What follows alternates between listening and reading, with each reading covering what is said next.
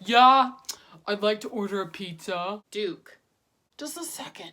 If you have already followed the steps of my last video on how to handle a mildly disruptive student and you're still having problems with the same student, it's time for phase 2, how to handle a moderately disruptive student. Step 1, call their parent or guardian. Have it delivered to the school.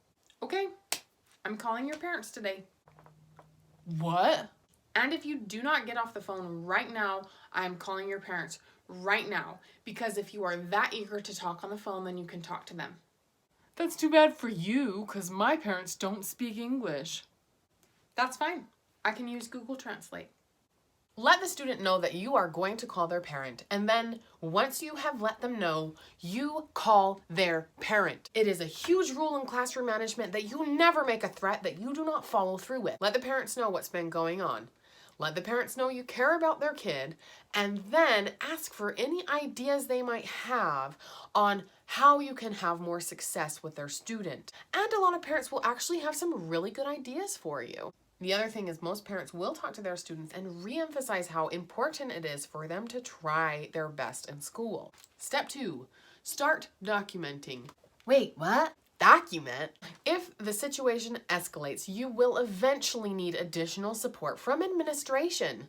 But if you just go to administration and say, Duke has been acting out in my class, then they're not going to know whether Duke is actually really a problem or you're just being emotional and you don't want to handle the problem yourself. They won't know whether Duke has been disruptive 3 times or 30 times. So if you are able to show them a document that says the dates and the times and exactly what Duke has said or done that is inappropriate or disruptive, then the administration, the parents, the counselors, anyone you end up working with as part of the team to help Duke succeed, they'll be able to see the extent of the problem. When you're documenting, show the student. This will give them another chance to correct their behavior, and you may never have to use the things that you document.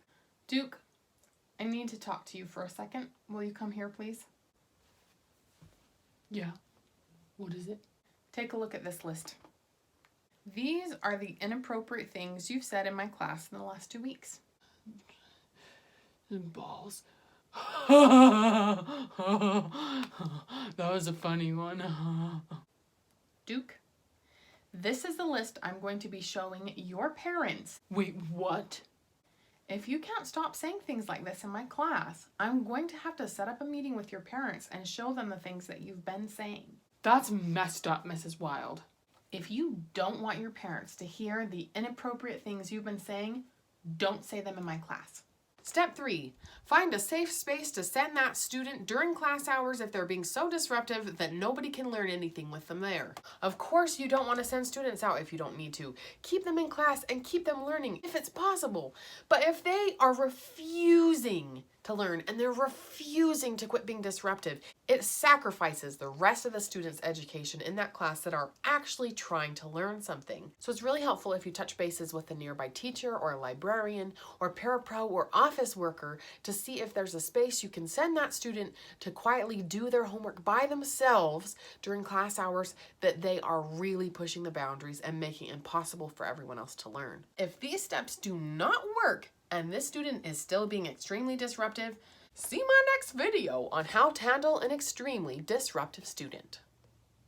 Teaching with Mrs. Wild.